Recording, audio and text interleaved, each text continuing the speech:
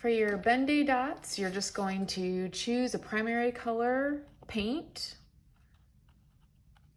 to paint right onto your bubble wrap. And you want to work pretty quickly so it doesn't dry before you finish.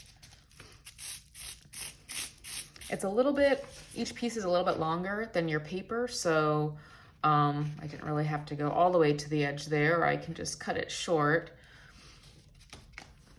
You just don't want to, you need to go all the way to the top and the bottom though.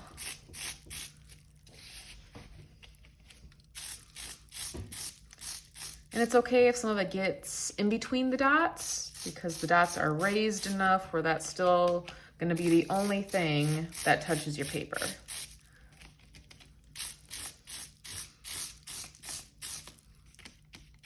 And we need to print twice. This is too narrow to fill the whole square. So after we print once, we're gonna do it again. And it's okay if some are lighter than others, or if some are popped, because just that gives it the appeal that it's not perfectly painted circles. It's printed. And printing is never gonna be completely perfect. And that's what makes it interesting. All right, and you'll have some at the top and the bottom that are cut in half. That's just how the bubble wrap is, how it's torn apart. And again, it's okay when they come together. If there's a little bit of a gap, or you can tell there's a line there where they meet, that's fine. So I'm just gonna kind of go over to make sure that they are wet. And let's see. I'm just gonna leave the bubble wrap right on the messy mat. I think I'm just gonna print.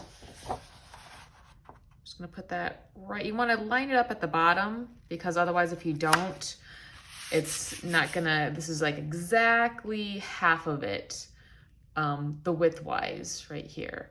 So you wanna make sure it's right at the bottom. And just like when we were printing our sunbursts, if you are not rubbing any area, if you're missing a spot, the paint is not going to transfer to the paper. So make sure you get it all the way across the edges, corners, everything. All right, peel it away. And there you have half of it. See, some didn't quite print, some were popped, some were lighter than others. Some you can see like the cool texture of the plastic, all that's good. So you're gonna set that aside and paint over it again. Need a little more paint.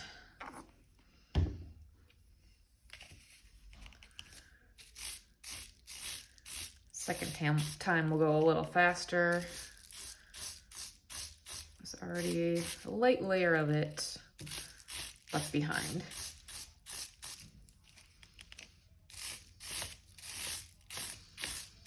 Yep, definitely I have some that are popped. Some might have more than others. Remember, it's going to be covered up with our onomatopoeia words and some of our layers in our background. So you might not even see some of it.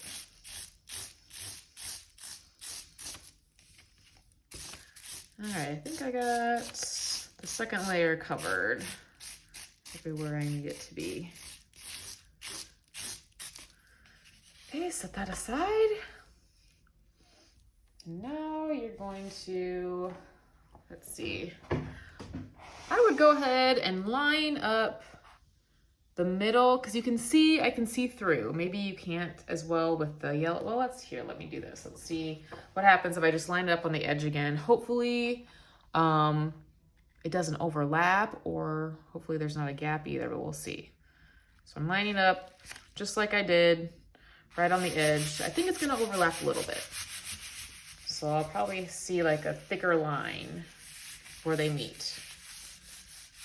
Just kind of look like a seam, I guess. Edges, corners, middle. All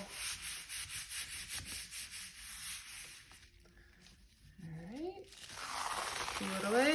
Yeah, just a little bit of a seam down the middle, not too much of, not too noticeable, I guess. So, and there you have it. There's your Ben-Day background for your onomatopoeia.